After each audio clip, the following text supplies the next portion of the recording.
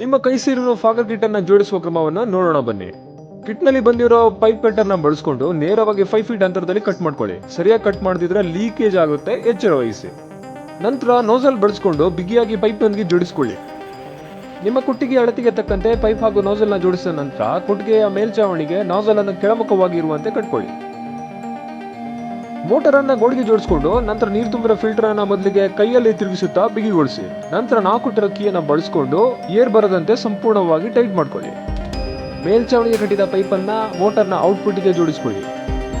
ಫಿಲ್ಟರ್ನ ಹಿಂಬದಿಯಲ್ಲಿರುವ ಜಾಗಕ್ಕೆ ನೀರು ಸರಬರಾಜಾಗುವ ಪೈಪ್ ಅನ್ನ ಜೋಡಿಸಿಕೊಳ್ಳಿ. ಇದು 5 ರಿಂದ 6 ಫೀಟ್ ಮಾತ್ರ ಇರಬೇಕು.